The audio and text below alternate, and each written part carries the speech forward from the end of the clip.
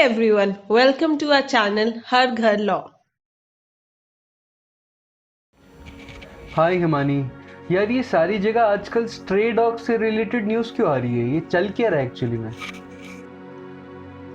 हाय आकाश, supreme court ने एक Bombay high court के ऑर्डर पर स्टे लगा दिया है। बॉम्बे हाई कोर्ट ने अपने ऑर्डर में जो डॉग फीडर्स होते हैं उन पर फाइन इम्पोज किया था। बॉम्बे हाई कोर्ट ने बोला था कि अगर जो सो कॉल्ड फ्रेंड्स हैं ऑफ स्ट्रे डॉग्स, अगर वो रियली इंटरेस्टेड हैं उनके प्रोटेक्शन और वेलफेयर में, तो उन्हें अडॉप्ट कर लें, घर ले जाए या फिर एटलीस्ट उन्हें किसी अच्छे शेल्टर होम में रख ले और उनका सारा एक्सपेंस जैसे मेंटेनेंस, हेल्थ और वैक्सीनेशन का खर्चा उठा ले।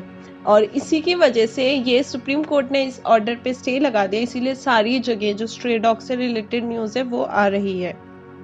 बट यार एनिमल्स को खाना खिलाना तो इंडिया में पुण्य का काम माना जाता है ना, सारे ही रिलीजियस इसको प्रमोट करते हैं, तो फिर डॉग्स को खाना खिलाने में क्या प्रॉब्लम है? ट्रू आकाश, इंडिया में कॉमन प्रैक्टिस है कि हम dogs, cows, monkeys and birds को फीड करते हैं, बट एनिमल अटैक्स बढ़ रहे हैं, specially on elder population and children. और इसकी वजह से फियर हो गया है लोगों में कि फिजिकल सेफ्टी और इन सब चीज़ों को लेकर। WHO का डेटा ये बोलता है कि इंडिया में हाईएस्ट नंबर ऑफ रेबीज के केसेस हो रहे हैं, जिसमें 99% आर फ्रॉम डॉग्स। और सबसे ज़्यादा वरी करने वाला पार्ट ये है कि 30 to 60% of the deaths reported हैं वो बच्चों की है, एंड उनकी age they are all under 15। Okay, तो यार ये स्ट्रे डॉग्स इतने एग्रेसिव क्यों हो जाते हैं? आकाश, इसके बहुत सारे रीज़न हैं। जो मेजर है वो ये है, एक कि उनको स्टारवेशन की वजह से वो एग्रेसिव हो जाते हैं। दूसरा कि जब ब्रीडिंग सीजन का टाइम होता है तब वो थोड़े ज़्यादा एग्रेसिव हो जाते हैं। एंड डॉग्स बाय नेचर ना टेरिटोरियल होते हैं, तो वो अपनी टेरिटरी के लिए फाइट करते हैं। लाइक उनका जो एरिया वो डिफाइंड है, अगर उस एरिया में दूसरी टेरिटरी का डॉग्स आते हैं तो वो अपने एरिया को डिफेंड करते हैं और एग्रेसिव हो जाते हैं। एंड एक सर्वे था मार्स पेट केयर का, जिसमें ये आया था कि कोविड के टाइम पर लोगों ने पेट्स को अडॉप्ट कर लिया, एंड जब लॉकडाउन लिफ्ट हो गया एंड उनके ऑफिस खुल गए तो उन लोगों ने उन पेट्स को अबैंडन कर दिया। अब उसकी वजह से क्या था, वो जो पेट्स थे वो नई जगह पे उनको छोड़ दिया, तो वहाँ पे वो एकदम ही स्ट्रेंजर की तरह फील कर रहे थे, वो वहाँ पे अडेप्ट नहीं कर पा रहे थे, उनमें फियर की वजह से वो अग्रेसिव हो रहे थे। तो ये कुछ रीजंस है मेजर की जिसकी वजह से ना वो अग्रेसिव हो जाते हैं। यार तो फिर जो डॉग बाइट्स के इंसिडेंट्स होते हैं इसमें जिम्मेदारी किसकी होती है? उन डॉग्स की जो डर और खाना ना मिलने की वजह से एग्रेसिव हो जाते हैं, या फिर उन एनिमल लवर्स की जो इनको खाना खिलाते हैं, या फिर उन अथॉरिटीज़ की जो ये अटैक्स प्रिवेंट नहीं कर पाते हैं? आकाश, इन सब चीज़ों के लिए हम लीगल प्रोविजंस देखते हैं, जिससे हमें बेटर अंडरस्टैंडिंग मिल सकती है, जिससे हमें पता चल सकता है कि स्ट्रे डॉग्स, डॉग लवर्स और कंसर्न अथॉरिटीज इन सब पर क्या क्या लॉज एप्लीकेबल है। जैसे पहली चीज अगर हम देखें स्ट्रे डॉग्स, तो उनको प्रोटेक्शन मिलती है under prevention of cruelty to animals act 1960। उसका जो सेक्शन है 11(1) वो बोलता है अगर आप किसी एनिमल को अबैंडन कर दे, इस सिचुएशन में कर दे कि वो बेचारा भूखा प्यासा है, परेशान घूम रहा है, तो ये एक पनिशेबल ऑफेंस। तभी एक animal welfare board of India है, जो कि एक एपेक्स स्टैट्यूटरी बॉडी बनाई गई है प्रोटेक्शन और सेफगार्ड करने के लिए राइट्स ऑफ एनिमल और उनकी फ्रीडम। उनकी 5 फ्रीडम्स हैं।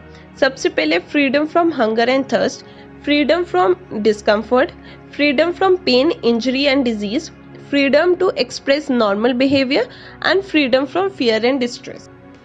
2015 में एनिमल वेलफेयर बोर्ड ने गाइडलाइंस इशू की थी, they were regarding feeding of stray dogs, और उस गाइडलाइंस में था कि जो केयर गिवर्स हैं उनको हाइजीनिक फीडिंग टेक्निक्स यूज करनी है, उनको ये इंश्योर करना है कि जहाँ पे वो एनिमल्स को फीड कर रहे हैं ना वहाँ पे बच्चों के प्ले ग्राउंड्स तो नहीं है, हेविली रेजिडेंशियल एरिया तो नहीं है, उनकी वजह से पब्लिक को कुछ परेशानी तो नहीं हो रही है।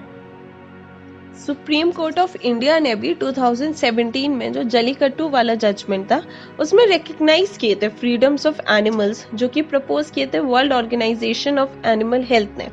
हमारे कॉन्स्टिट्यूशन में आर्टिकल 48A बात करता है कि ये ड्यूटी है स्टेट की कि वो प्रोटेक्ट करे और सारे मेजर्स ले जिससे आप वाइल्ड लाइफ को प्रोटेक्ट कर सको।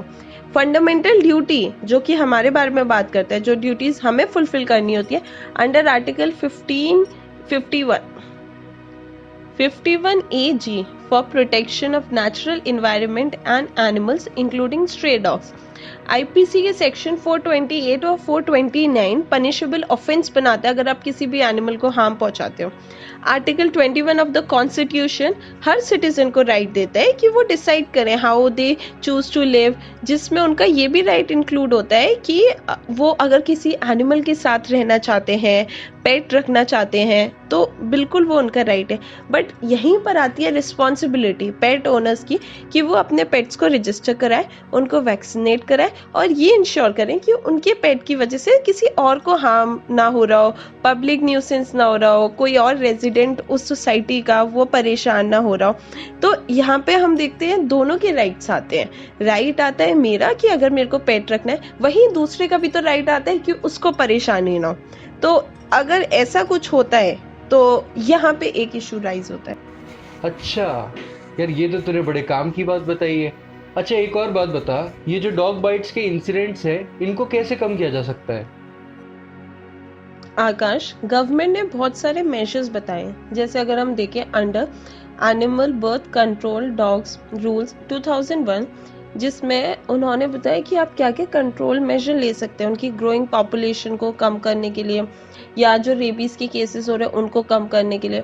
जैसे कि आप डॉग्स का स्टेरिलाइजेशन करा सकते हैं, वैक्सीनेशन करा सकते हैं। अगर बहुत ही ज़्यादा एक्सट्रीम केसेस है ना, तो अग्रेसिव वहाँ पे जो डॉग्स हैं जिनकी वजह से रेबीज हो रहा है, आप उनको ना उस एरिया से हटा भी सकते हो। फिर एक केस था बहुत ज़्यादा फेमस, डॉक्टर माया वर्सेस राधा मित्तल का 2021 का। इसमें एक डिस्प्यूट था डॉग्स को फीड कराने से रिलेटेड, और जो दोनों पार्टीज थी वो एक ही लोकेलिटी में रहती थी। तो कोर्ट ने, इस दिल्ली हाई कोर्ट का जजमेंट था, तो कोर्ट ने यहाँ पे बोला था कि हमें दो चीज़ें होती हैं। एक तो हम जो एनिमल्स है ना, उन्हें हमारा कंपैशन और प्यार और इन सब चीज़ों की ज़रूरत होती है। और यहाँ पे आता है एनिमल वेलफेयर बोर्ड और RWA की मतलब जिम्मेदारी, रिस्पॉन्सिबिलिटी, और उनको डायरेक्शंस दिए थे कि आप जो एनिमल्स को फीड कराने के लिए ना एक एरिया को डेजिग्नेट कर दो, चाहे लोकेलिटी हो या फिर अलग अलग जगह पे, कि जहाँ पे लोग जाएं और वहीं पे उनको फीड कराएं, जिससे जो बच्चे, एल्डर पॉपुलेशन, उनको प्रॉब्लम ना हो। एंड फिर उन्होंने बोला कि जैसे जो स्ट्रे डॉग्स होते हैं ये सब एक टेरिटोरियल बीइंग्स होते हैं, हम इस चीज़ का भी ध्यान रखें कि उनको उनके टेरिटरी में या फीड कराने की कुछ फैसिलिटीज़ या वो सब प्रोवाइड कराओ। अब यहाँ पे हम जो देखते हैं, कोर्ट डिसाइड करते हैं किसी डिस्प्यूट को या कुछ भी, तो दो तीन इश्यूज आते हैं। सबसे पहले एक राइट है डॉग का, राइट टू फूड, कि उसको खाना मिलना चाहिए। दूसरी तरफ लोगों का भी तो राइट आता है कि जैसे अगर डॉग्स की वजह से, स्ट्रे डॉग्स की वजह से होता है कभी कभी वो ज़्यादा अग्रेसिव हो जाते हैं तो और लोगों को परेशानी होती है, तो उन लोगों का भी राइट आता है। तो यहाँ पे हमें एक बैलेंस्ड अप्रोच लेके चलनी है, जिससे हम ये ध्यान रखें कि कभी भी अगर कोई इंसान किसी डॉग को फीड करा रहा है एंड या उसकी वजह से मतलब उधर वो एरिया जहाँ पे वो फीड करा रहे हैं वहाँ पे बच्चे आते हैं या फिर एल्डर पॉपुलेशन आती है, किसी को हार्म हो रहा है, तो आप ये सारी चीज़ें वैसे करो कि किसी और को हार्म ना हो, पब्लिक न्यूसेंस ना हो। तो दोनों के बीच में बैलेंस बनाकर चलो एंड उसी ऐसे ही अप्रोच से हम इस इशू को रिजॉल्व कर सकते हैं। So now Akash, tell me what is your opinion और take on this particular issue? यार मुझे ये समझ आया है कि according to law animal lovers के पास राइट है कि वो स्ट्रे डॉग को खाना खिला सकते हैं, पर उन्हें ये ध्यान रखना है कि खाना खिलाने की वजह से कोई पब्लिक न्यूसेंस क्रिएट नहीं होना चाहिए। और हम जो रेसिडेंट्स हैं हमें स्ट्रे डॉग्स और एनिमल लवर्स की रिस्पेक्ट करनी चाहिए, और जो भी रूल्स और गाइडलाइंस इशू हैं उनको फॉलो करना चाहिए। Thank you so much for watching. Kindly like, comment, share and subscribe.